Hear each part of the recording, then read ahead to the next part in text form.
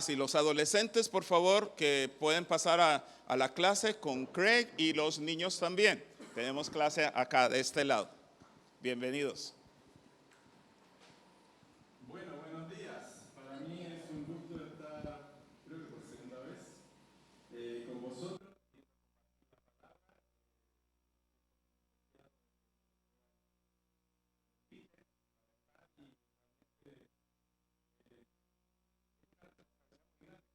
Sí, para mí delante de Dios cada vez que tengo que compartir su palabra, para mí representa una responsabilidad buscar el corazón de Dios y entender lo que Dios tiene para su iglesia, para sus hijos.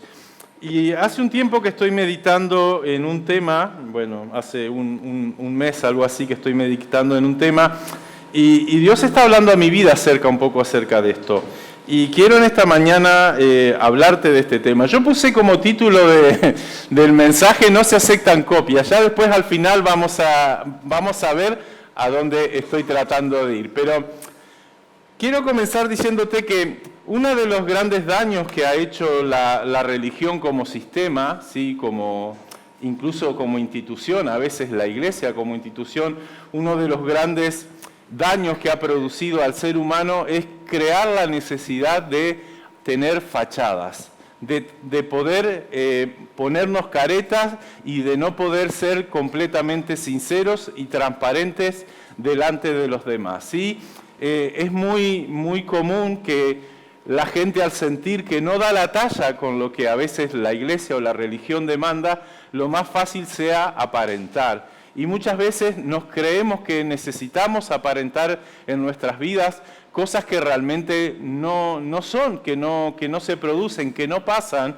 Y eso produce que nosotros estemos presentando, transmitiendo, mostrando una falsa imagen de quién somos en realidad. Un ejemplo muy fácil y muy sencillo es la película El Padrino. Yo creo que muchos saben quién es este personaje. Sí, alguien de la mafia italiana, que no tenía ningún problema el hombre en mandar a matar a alguien o matar él mismo en un momento a alguien y entrar a la iglesia y participar de la misa como que no pasaba nada, que no importa, mientras yo mantenga mi imagen de piedad, de religioso, de hacer lo correcto, no importa lo que haya detrás. Y lamentablemente en la religión hemos creado esto, la necesidad de las personas de crear una imagen, una careta que nos ponemos, algo que mostramos a los demás y que nos lleva a veces, no digo a ser actores de teatro, pero sí en cierta forma a representar personajes, ¿sí? De quién queremos los demás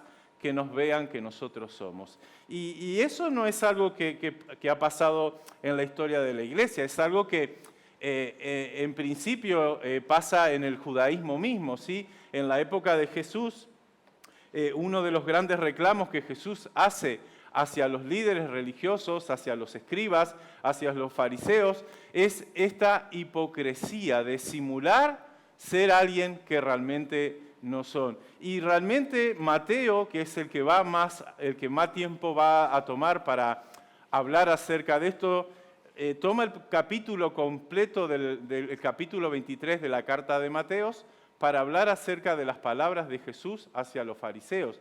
Y ustedes dirán, ¿él le está hablando a los líderes religiosos? ¿Le está hablando a las personas más espirituales que había en ese momento? ¿Le estaba hablando a las personas que enseñaban y guiaban a los demás por dónde tenían que ir?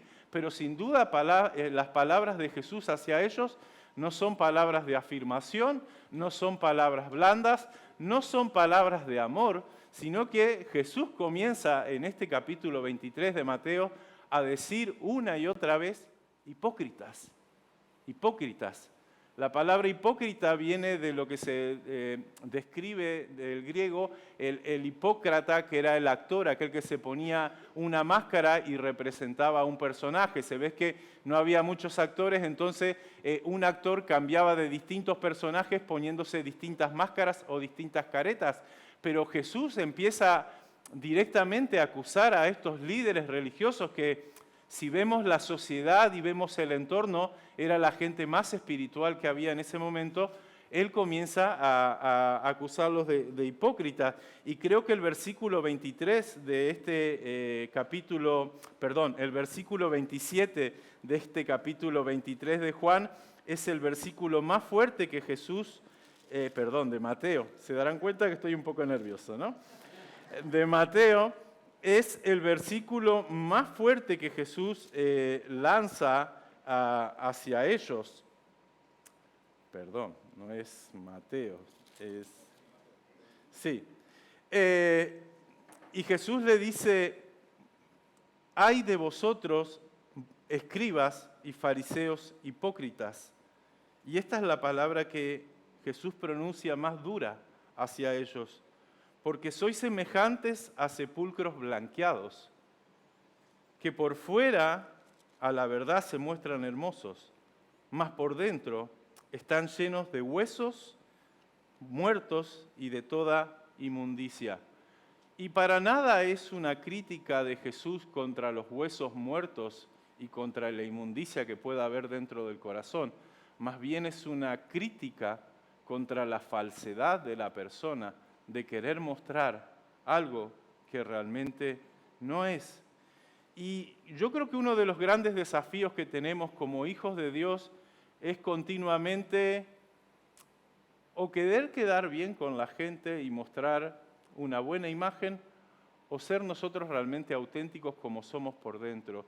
Y yo creo que este dilema de quién somos y quién estamos mostrando es algo que está en lo profundo muchas veces del corazón de la iglesia misma, porque no es la primera vez que hay realmente un ataque de parte de Jesús hacia los fariseos, sino que en muchas oportunidades Jesús mismo condenó la actitud de ellos y comienza este capítulo 23 diciendo, vosotros atáis pesadas cargas a los hombres que no sois capaz de mover ni tan solo con un dedo.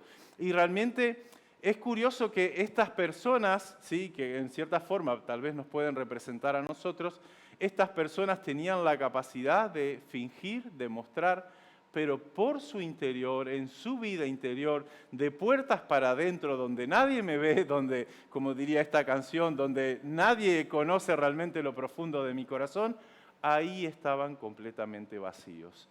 Y yo creo que cada día nosotros tenemos a veces esta dualidad en nuestra vida de si realmente queremos vivir las personas que somos y a las que Dios nos ha llamado a ser, o si queremos ser las personas que muestren una imagen a los demás distinta de lo que está pasando en realidad.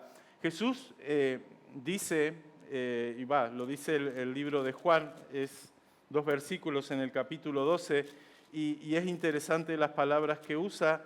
Dice que muchos de los gobernantes estaban creyendo en él, pero por miedo de los fariseos, por miedo de los religiosos, no lo confesaban. Dice el capítulo 12, verso 42 de Juan.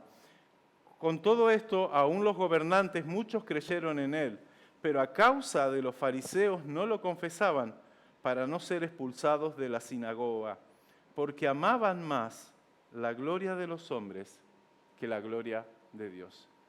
Y esto es algo en lo que cada día nosotros podemos trabajar. ¿Qué preferimos más? ¿El reconocimiento, la adulación, el aplauso, el afecto, la aprobación de las personas o el reconocimiento de Dios? Dijo Pablo, si yo buscara agradar a los hombres, para nada sería siervo de Dios. Pero en nuestra vida, yo creo que cada día somos tentados y perdón que use la palabra tentado, no es la tentación en sí misma, pero creo que cada día somos seducidos a mostrar realmente quién somos o mostrar un falso yo. Porque la hipocresía es algo que muy lentamente y muy perpicaz se puede meter en nuestra vida cuando queremos desarrollar un personaje, queremos mostrar algo que en realidad no pasa adentro y que queremos dar la talla, ¿sí?, para el criterio de los demás. Y ese problema de crear falsas imágenes, falsas muestras de quién somos, es algo que en la iglesia a lo largo del tiempo también ha pasado.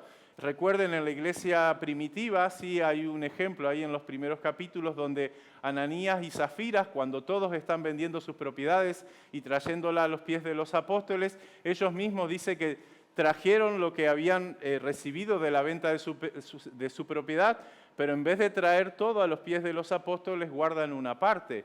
Pero cuando ellos se acercan, ellos fingen de que están entregando el 100%. Y ahí en ese momento hay una reprimenda de parte de Dios que pareciera que no muestra misericordia ninguna, pero sin duda Dios está profundamente hablando del corazón de la iglesia. No quiero fingimiento, no quiero hipocresía, no quiero que adulen, que muestren, que traten de ser algo distinto a los demás. El apóstol Pablo, en la carta a la iglesia de Filipenses, él en esos primeros versículos que está la oración que él hace por los creyentes en Filipo, dice, a fin de que aprobéis lo mejor, para que seáis sinceros e irreprensibles. Pero él usa la palabra sinceros. Y yo creo que tenemos un gran desafío en cuanto a ser nosotros sinceros. Porque tal vez tú piensas, bueno, yo no soy como los fariseos, yo no estoy viviendo una vida hipócrita, yo no estoy siendo falso, pero sin duda hay cosas en nuestras vidas que sí, que las mostramos porque estamos contentos y orgullosos, pero hay cosas que en nuestra vida preferimos ocultar y tapar y en cierta forma disimular y que no se vean. Escondemos lo que no queremos que los demás vean y simplemente exhibimos lo que sí en nuestro corazón nosotros estamos contentos. Y es curioso porque esta actitud de esconder, de guardar y que no se vea, nace en el jardín de Edén. Esta actitud de esconder lo que realmente somos o lo que hemos hecho o lo que percibimos, nace en el Edén cuando el hombre y la mujer pecan y Dios le pregunta, ¿dónde están?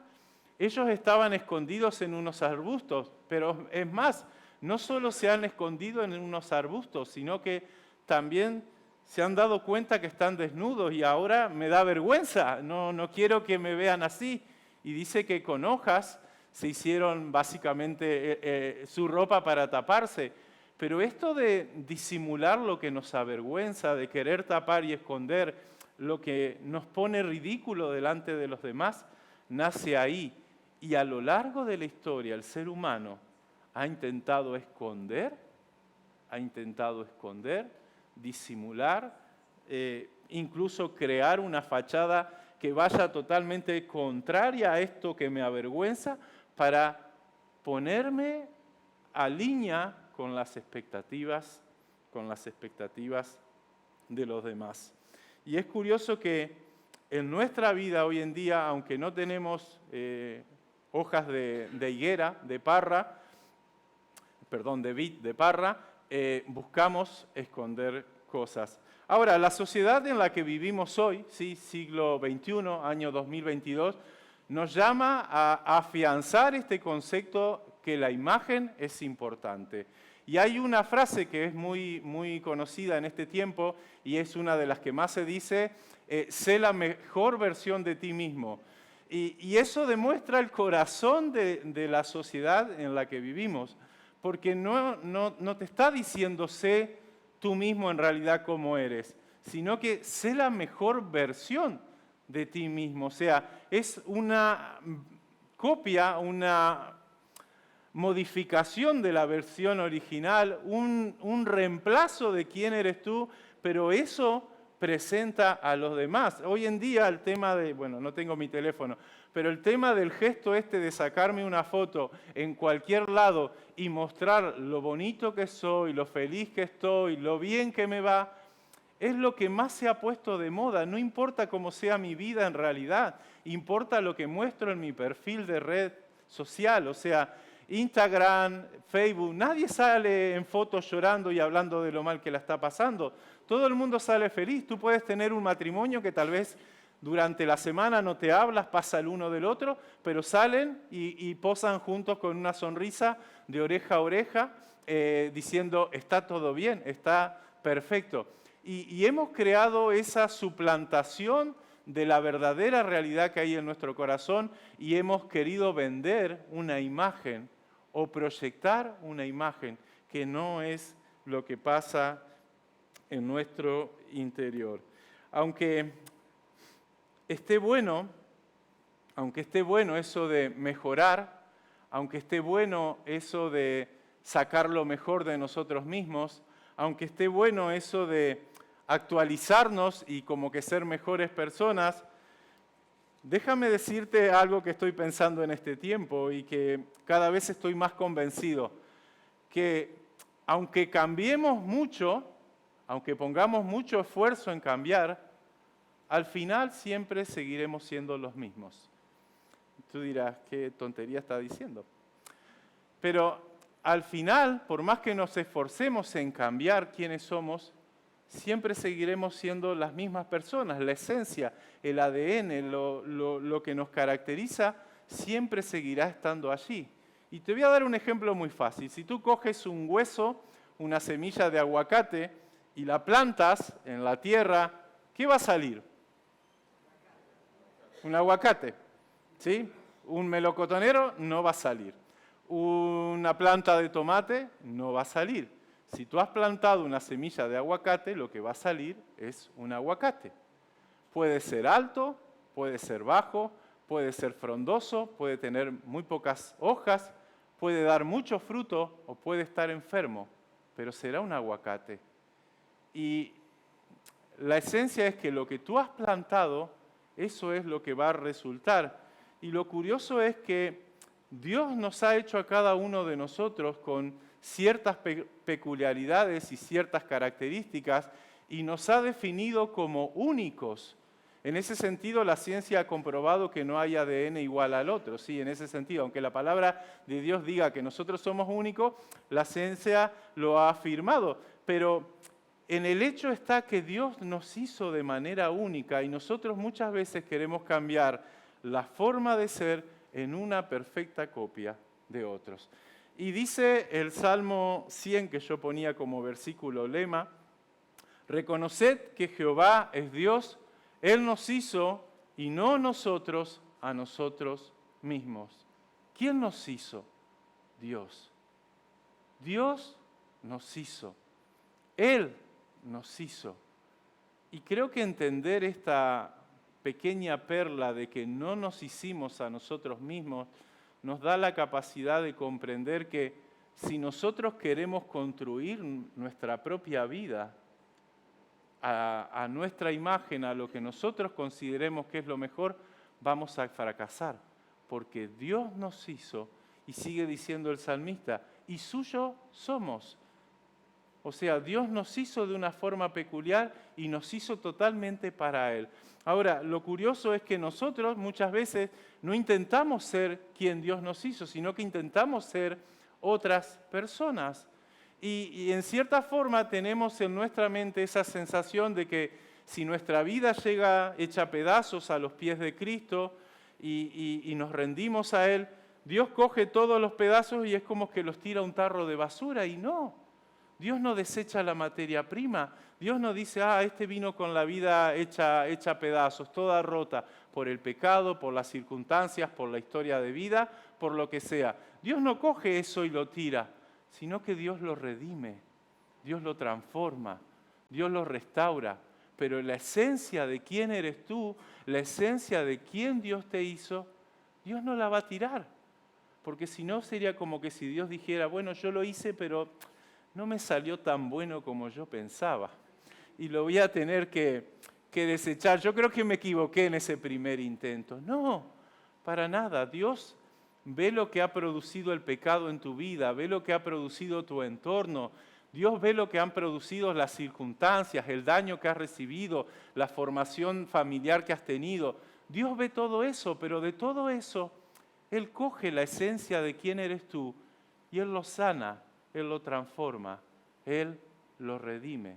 Porque para Dios tú eres importante tal cual Él te hizo. Dice el apóstol Pablo en la carta de Efesios, en el capítulo 2, versículo 10, porque somos hechuras suyas, creados en Cristo Jesús para buenas obras, las cuales Él preparó de antemano para que anduviésemos en ellas. También dice el Salmo 139, mi embrión vieron tus ojos, y David comienza a describir ese proceso único como Dios lo entreteje y lo forma en el vientre de su madre. Pero él dice en uno de los versículos, mi embrión vieron tus ojos, y en tu libro estaban escritas todas las cosas que luego fueron formadas. Dios te hizo único. Y a veces renegamos de eso, porque no nos gusta nuestro carácter, o no nos gusta cómo reaccionamos, o no nos gusta cómo somos. Algunos hubiesen querido ser más altos, otros más delgados, otros tal vez más fuertes, otros que sean, qué sé yo, con distinto color de pelo o de ojo. Pero muchas veces tenemos en poco lo que Dios hizo de cada uno de nosotros y tenemos el deseo de ser alguien distinto a quien somos. Y es curioso que Dios se ha, en cierta forma, obstinado en hacer de nosotros alguien únicos, hacer su obra en cada uno de nosotros. Y te quiero dar un ejemplo. El apóstol Pablo, antes de conocer a Jesús, antes de encontrarse en ese camino de Damasco con Jesús, el apóstol Pablo era una persona intensa, era una persona con un genio y un pronto que saltaba muy rápido, era una persona que tenía un ímpetu de querer hacer las cosas, que no, para nada se acobardaba ni que le daba temor, sino que en realidad era impetuoso, era perseverante, era de no rendirse. Y cuando llega a Cristo, Pablo no pasa a ser un apático, no pasa a ser una persona más tranquila, más mediocre, que voy a pensar 3 veces las cosas antes de hacerlas, con mucho temor. Pablo sigue teniendo esa misma personalidad. Sin duda, Dios ha cambiado cosas en su corazón. Sin duda, Jesús tuvo que trabajar con cosas de su carácter que él sabía que estaban mal. Pero él no pasó de ser una persona totalmente opuesta a la que era. Y sin duda yo creo que Dios lo llama a ser ese apóstol para los gentiles por la personalidad que tenía Pablo, porque así como fue apasionado en el judaísmo y persiguió la iglesia y lo dio todo para que la iglesia no pueda florecer, de esa misma forma él fue apasionado ahora por Jesús y por llenarlo todo con su gloria, de poder ir a todos los pueblos y anunciar el nombre de Cristo. Entonces, no hay un cambio en la esencia, hay un cambio en el carácter, hay un cambio en el corazón, hay una restauración y una obra del Espíritu Santo en su vida, pero no somos otro. No nos convertimos en otra persona, seguimos siendo el mismo. Por eso, por mucho que cambiemos, seguimos siendo el mismo. Dice Génesis capítulo 1 que Dios dijo, hagamos al hombre a nuestra imagen y semejanza. Y el versículo 27 dice, e hizo Dios al hombre a su imagen, a imagen de Dios lo hizo. Y agrega, hombre y mujer los creó. Ahora es interesante que muchas veces estamos intentando buscar a quién asemejarnos, a quién parecernos, a quién imitar, a quién tomar como modelo de quién queremos ser. Y aquí está la verdad más central de la Biblia en cuanto a nuestra identidad. Nuestra identidad, nuestra imagen como personas está en Dios. Solamente en Dios vamos a encontrar la verdadera respuesta de quién somos nosotros. Solamente yendo a la fuente y al autor vamos a encontrar el verdadero sentir para nuestra vida, lo que Dios soñó y anheló para cada uno de nosotros. No lo va a hacer en ninguna profesión, no lo va a hacer en ninguna cosa que la vida nos desarrolle y nos haga sentir bien. Solamente en Dios vamos a encontrar el verdadero sentido de quiénes somos nosotros. En los años 90, en Argentina, yo vengo de ahí, entró toda una época de renovación y de cambio en cuanto a la alabanza, a cuanto a la liturgia, en el culto, en la música, en la forma de acercarse a Dios, con la persona de Marcos Witt. Sí, Marcos Witt realmente trajo un aire fresco para las iglesias en cuanto a la dinámica de redescubrir lo que teníamos como liturgia, como tradición, como las formas, y trajo algo fresco, algo nuevo. Y realmente eso preparó a la iglesia para luego tiempos de avivamientos posteriores, pero hubo una dinámica de transformación en cuanto a que la gente buscó otra forma de adorar y de acercarse a Dios. Ahora, la contraparte de esto fue que nacieron muchos marquitos, muchos imitadores de Marcos Witt. Ya todos los que llevaban la alabanza y lo hacían como él, todos hasta se reían como él, se expresaban como él. Y parecía que no había otra forma de hacerlo, que no había otra forma ni de llevar la alabanza, ni de tocar, ni de compartir, si no era de la forma de él. Y la necesidad de imitar parecía que nos daba el hecho de sentirnos tan ungidos como este hombre, siendo que no tenía nada que ver, que no iba por ahí, que por imitar, que por copiar, nunca íbamos a llegar a ser iguales que él, porque Dios lo hizo a él único con sus características, de la misma forma que lo ha hecho con muchos de nosotros. Pero sin duda, ese mismo sentir de mucha gente de querer ser como él, también ha llevado a mucha gente a ser como, y perdón los ejemplos que ponga, tal vez como Luis Palau en cuanto a su enseñanza, su predicación, o Billy Graham como en cuanto a sus dones de evangelismo y el ministerio que tenía con las multitudes.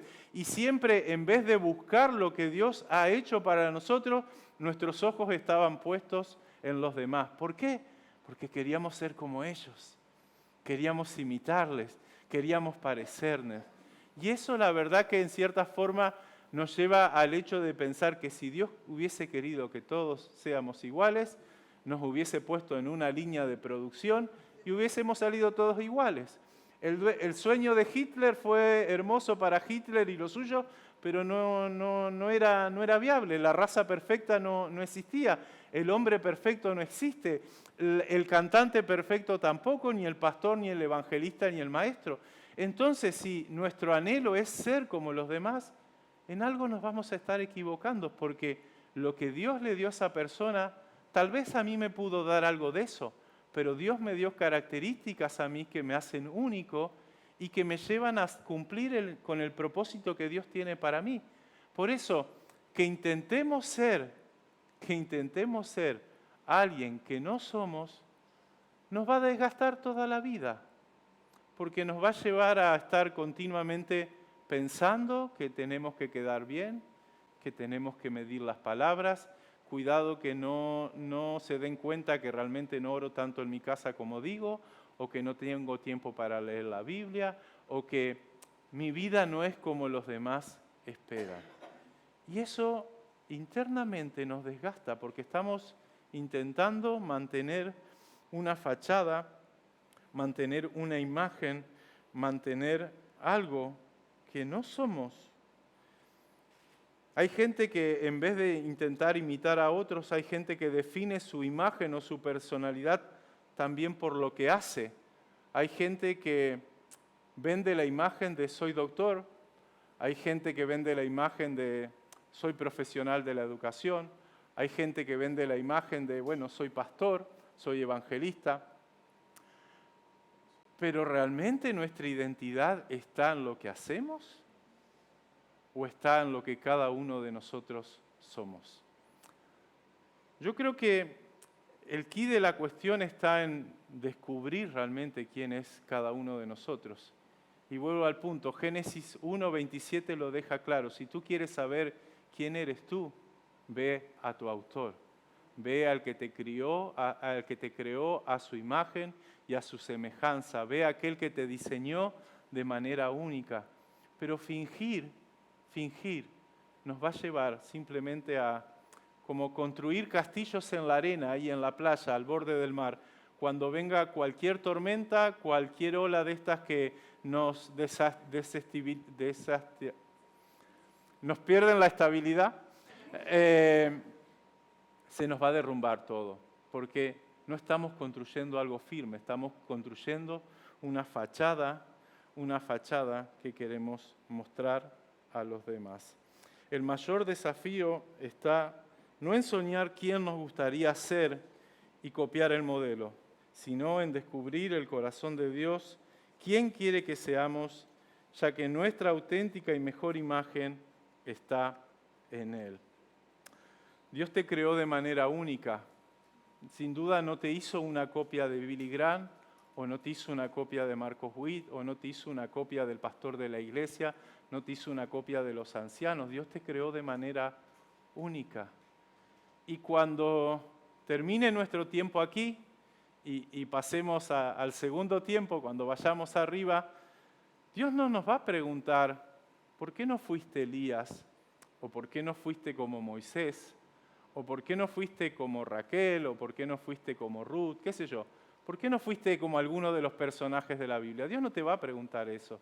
Dios simplemente te va a decir, ¿por qué no fuiste tú? Yo te creé para que seas tú mismo, para que en mí encuentres todo el potencial y todos los recursos que yo te he dado para ti, para hacer de ti una persona única y perfecta. Y quiero ir cerrando con un pasaje que está en 1 Samuel. Y simplemente mencionar que como iglesia tenemos que aprender que Dios no nos ha hecho iguales a todos. Y eso es algo que a veces desde el liderazgo de las iglesias nos cuesta manejar, en el hecho de que queremos que todos sean en cierta forma similares, que todos aprendan de la misma manera, que todos respondan de la misma manera, queremos que todos marchen al mismo tiempo. Y realmente Dios nos ha hecho totalmente distintos a cada uno de nosotros. Y el hecho de que muchas veces nosotros tengamos como el concepto de que hay un evangelio de talla única y que a todos le cabe de la misma forma, en cierta forma invalida esa capacidad de Dios de hacernos únicos y de tratarnos de manera única. Porque de la forma que Dios te trata a ti no es de la misma forma que Dios me trata a mí. Y sin duda la paciencia que tiene conmigo, por más que se le hierva la sangre, sin duda la paciencia que tiene conmigo es distinta que la paciencia que tiene contigo. Pero Dios nos hizo únicos. Hasta para pecar nos ha hecho único. Porque, y te lo voy a decir muy románticamente, porque nadie peca como tú pecas. Porque hasta Dios para eso te hizo único, porque lo que a ti en cierta forma te esclaviza o te ata o te atrae en cuanto al pecado, seguramente para otro no le hace nada, no le interesa. Pero en ese sentido también tenemos que descubrir que somos completamente únicos. Y quiero terminar con este pasaje de 1 Samuel capítulo 17. Es la historia de David y Goliat, ¿sí? Yo creo que es una historia muy conocida, una historia que hemos enseñado mucho a los niños, pero que hay una perla que hablando de este tema para mí es muy interesante. Bueno, hago una síntesis de la historia, ¿sí?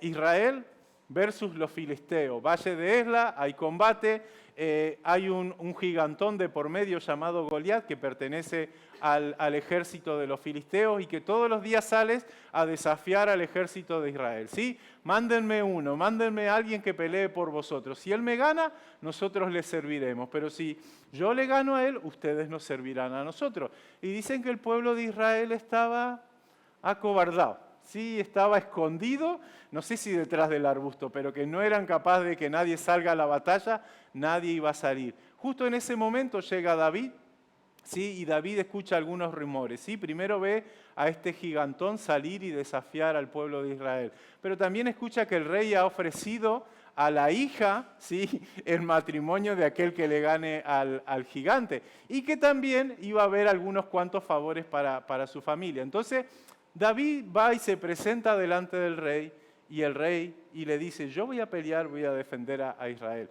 Claro, Saúl lo ve a David y lo ve un poco poca cosa, ¿sí? Lo ve pequeño, lo ve joven, no lo ve tan musculoso, tan preparado.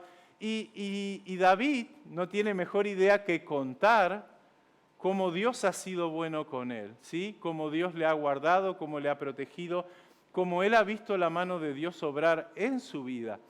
Y cuando finalmente Saúl decide aceptar que David vaya a pelear con este gigantón, sucede lo que declaran los versículos, creo que son 37 y 38 y 39 de 1 Samuel. Dice que Saúl, como el muchacho va a ir a pelear y no tenía ni armadura, no tenía armas y no tenía nada, Saúl le da su propia armadura.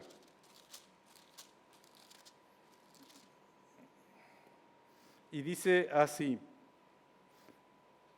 y Saúl vistió a David con sus ropas y puso sobre su cabeza un casco de bronce y le armó de coraza. Y ciñó David su espada sobre sus vestiduras y probó a andar, porque nunca había hecho la prueba. Y dijo David a Saúl: yo no puedo andar con esto, porque nunca lo practiqué. Yo doy gracias a Dios que David en este punto es 100% consciente de quién es Él y de cuáles son las capacidades y las cualidades que Dios le da. Porque sin duda David no es Saúl, ¿sí? Para empezar, Saúl era un guerrero, David era un joven, un muchacho, ¿sí? No sabemos bien, pero 16, 18 años tal vez. Saúl era enorme, ¿sí? Dice que en Israel no había nadie como Saúl, que le sacaba un poco más de una cabeza a los demás israelitas, o sea que era un oso, era enorme. Y David era canijo, era flaco, era pequeño. Ahora, Saúl se preparó y se entrenó como soldado, y el único entrenamiento que tenía David era ser pastor. Ahora, en esta batalla que se presenta en este valle entre los filisteos y los israelitas, si un soldado quería pelear contra Goliat, con la misma técnica, ¿sí? Con la misma forma de entrenamiento, con la misma forma de lucha, era imposible que alguien de Israel le gane a este paladín filisteo, porque era enorme. Estaba muy bien preparado y todos estaban ya, por el solo hecho de verle, todos estaban atemorizados. La única forma de ganar esta batalla era usar una estrategia totalmente distinta. Y la estrategia distinta era no acercarse a luchar cuerpo a cuerpo con él, sino desde lo lejos pegarle con una piedra en la cabeza para atontarlo, aturdirlo, y ahí sí poder atacarlo y matarlo. Y un guerrero, de los que normalmente estaba, un soldado del pueblo de Israel, no estaba preparado ni sabía usar una honda. Pero un pastor que simplemente se dedicaba a cuidar ovejas, sabía usar su honda porque tenía que defender a sus ovejas de un lobo, de un oso. Y en ese sentido David tiene la capacidad de decir: esto no lo puedo usar. Esta ropa no es mía, esta imagen que yo voy a mostrar con la armadura, con la espada, quedaré súper guay, pero no soy yo. Nunca lo he hecho, nunca lo practiqué, no lo puedo usar. Y si David hubiese ido a pelear como Saúl quería, hubiese fracasado, porque se lo hubiese comido como pan Goliat. Pero David recordó cómo Dios le ha cuidado, y fueron las palabras que él usó para con el rey. Cuando un oso o un león viene a atacar o me roba una, yo voy tras de él y le hiero, y si él se alza contra mí, yo le mato. Y así como Dios me ha librado y me ha cuidado y me ha salvado de la mano del león y del oso, así de esa misma forma lo va a hacer de este gigante. Pero David no fue imitando ser alguien quien no era, sino simplemente sabiendo quién era y qué le había dado Dios.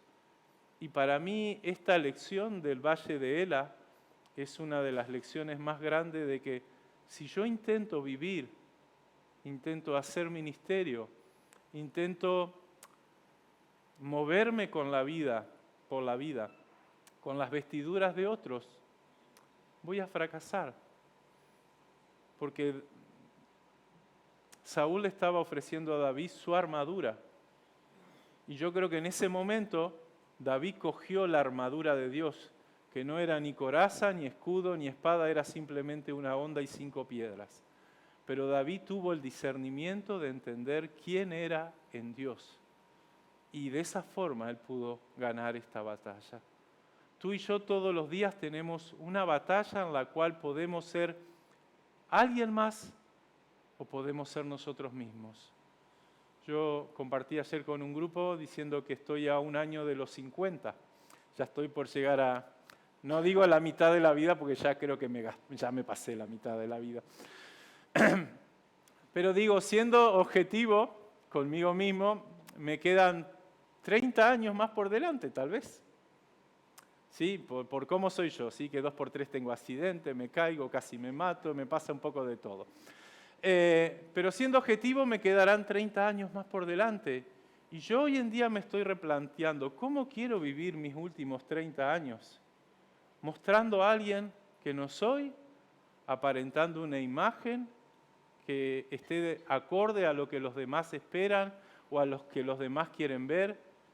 ¿Quiero vivir cumpliendo el ideal de mi familia, de mi mujer? ¿Quiero vivir cumpliendo el ideal de tener cosas para sentirme bien? ¿Quiero vivir el ideal de triunfar en mi profesión para que todos vean que soy una persona exitosa? ¿O realmente quiero vivir la vida que Dios tiene para mí? Yo creo que el mejor camino que podemos tener en este tiempo es buscar en el corazón de Dios qué persona Dios quiere que cada uno de nosotros seamos. Y lo que nos quede, porque yo sin duda hay algunos que están más cerca que yo del final, que lo que nos quede, que lo vivamos según lo que Dios quiere, no según lo que nosotros queremos aparentar o mostrar a los demás. Juan Calvino escribió haciendo una reflexión acerca de esta necesidad de conocer en Dios quién somos realmente nosotros. Él escribió esta palabra: no existe un conocimiento profundo de Dios si no hay un hondo conocimiento de uno mismo. De igual forma, no hay un conocimiento profundo de uno mismo sin un conocimiento profundo de Dios. San Agustín, en una plegaria, él decía: concédeme, Señor, conocer quién soy yo y quién eres tú. Y el autor de un libro que estoy leyendo en este tiempo, que se llama El don de ser tú mismo, dice unas palabras así: la espiritualidad cristiana implica una transformación de la identidad personal que únicamente tiene lugar cuando existe un profundo conocimiento tanto de Dios como de uno mismo. Por lo tanto, necesitamos tener un conocimiento transformador de Dios y de nosotros mismos, ¿sí? Un conocimiento que nos llena y a su vez que nos transforma. Necesitamos conocer a Dios, pero no con la cabeza solamente, sino con el corazón, experimentándolo. Porque una cosa es conocer a Dios teológicamente y otra cosa es vivirlo en nuestra vida, experimentarlo en nuestro corazón. Necesitamos comenzar a dar los primeros pasos hacia este autoconocimiento de nosotros mismos y sobre todas las cosas reconocernos amados por Dios de manera intencional y de manera inmensa, intensa, porque dice el apóstol Pablo, porque Él nos salvó, Él nos amó, Él nos buscó cuando aún estábamos nosotros perdidos en nuestros delitos y pecados. Él no esperó que fuésemos buenos para amarnos. Él no esperó que tengamos la mejor versión de nosotros mismos para amarnos, sino que Él nos amó cuando éramos lo peor de lo peor, la peor versión de nosotros mismos. Y necesitamos reconocer que Dios nos ama así, siendo la peor versión de nosotros mismos, no fingiendo ser alguien que no somos. Y necesitamos trabajar en conocer esas facetas de nuestra vida que a veces preferimos ignorar y tener escondidas en el trastero de nuestro corazón. Porque necesitamos conocernos a nosotros mismos y conocer a Dios para descubrir quién somos. Necesitamos reconocernos como pecador. Yo creo que eso después de Cristo es como que lo hemos perdido, ¿no? Ya somos buenos, ya no somos pecadores, ya hemos pasado esa parte de nuestra vida. Pero la Escritura dice que seguimos siendo pecador, que hemos sido redimidos y comprados por sangre preciosa, pero que nuestra esencia sigue siendo a veces estar en el pecado. Que no practiquemos el pecado es una cosa, pero que nos neguemos a reconocer que en nosotros a veces hay pecado es otra muy distinta. Y muchas veces, en vez de reconocer, simplemente guardamos y tapamos y está en un lugar que nadie lo vea. Y necesitamos hacer eso, reconocernos como pecador, desenmascarar nuestro falso yo y caminar hacia la verdadera identidad, la identidad que está fundada solamente en Dios. Y donde en Dios solamente vamos a encontrar quiénes somos. Tenemos el desafío de descubrir en Dios nuestra identidad. No de copiar a otros, no de querer imitar a otros, sino de realmente descubrir en Dios quién somos y ahora sí, ser la mejor versión de nosotros mismos, la versión de Dios, la que Dios tiene en su corazón. Porque sin duda Él nos creó para ser únicos. Entonces, no necesitas ser alguien más, no necesitas fingir, ni siquiera para Dios necesitas ser bueno, para nosotros sí, necesitamos mejorar y crecer, pero para Dios Él ya nos amó aun cuando estábamos en la peor circunstancia de nuestra vida. Sí, Él quiere que crezcamos, Él quiere que dejemos de luchar con el pecado, Él quiere que cada día seamos transformados a su imagen, pero ni siquiera Dios te ha dejado de amar cuando has sido la peor versión de ti mismo. Así que no te escondas, no seas como Adán y Eva que se escondieron detrás de un arbusto, detrás de unas hojas. No niegues lo que eres. Y es más, no intentes mostrar a alguien que no eres, sino que te animo a que como iglesia podamos ser auténticos, podamos ser irreprensibles, podamos ser sinceros, podamos realmente practicar la honestidad, la transparencia unos con otros.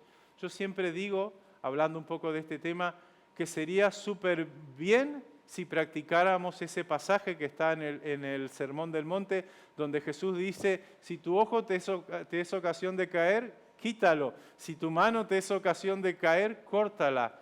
Porque yo creo que entrando sin manos y sin ojos a la iglesia, bueno, primero que no nos veríamos, pero seríamos más libres, más de no tener que esconder nada en realidad. Porque esa es la misma gracia, que Dios quiere transformar nuestro corazón, no quiere que escondamos, quiere transformar lo profundo de nuestro corazón. Permíteme orar por ti en esta mañana. Señor, gracias porque tú nos animas a ser auténticos, tú nos animas a buscar descubrir, Señor, la persona que nos hiciste en ti, Señor. Gracias porque tú no nos vas a pedir en ningún momento que te expliquemos por qué no fuimos como el mejor evangelista, por qué no fuimos como la reina Esther, por qué no fuimos como la persona que tal vez nosotros hemos deseado o hemos anhelado ser. Simplemente tú nos vas a preguntar por qué no fuimos quien tú nos creaste. Y Señor, a cada uno de mis hermanos has dado habilidades, características, dones. Has trabajado con su carácter, su corazón, de distintas formas y sin duda cada uno tiene el mejor potencial para ser la persona que tú quieres que sea. Señor, yo oro para que aprendamos a quitarnos las caretas, que aprendamos a que no es necesario fingir, que estamos en una comunidad terapéutica, una comunidad de sanidad, una comunidad de transformación, donde los heridos vienen a ser transformados y restaurados, sanados por tu poder, no donde entramos a ser juzgados por los demás, sino que en una comunidad que abraza, una comunidad que sana, una comunidad que acepta. Y Señor, yo oro para que de esa forma podamos ser como iglesia, una iglesia que no tiene careta, que no tiene máscaras, que somos sinceros uno delante del otro, que podemos mostrarnos tal como somos, porque sabemos que estamos en ese proceso de transformación que tú estás haciendo en cada una de nuestras vidas. Gracias, Jesús, por tu amor, por tu paciencia y porque estás obrando en cada uno de nuestros corazones. En el nombre de Jesús oramos. Amén. Gracias.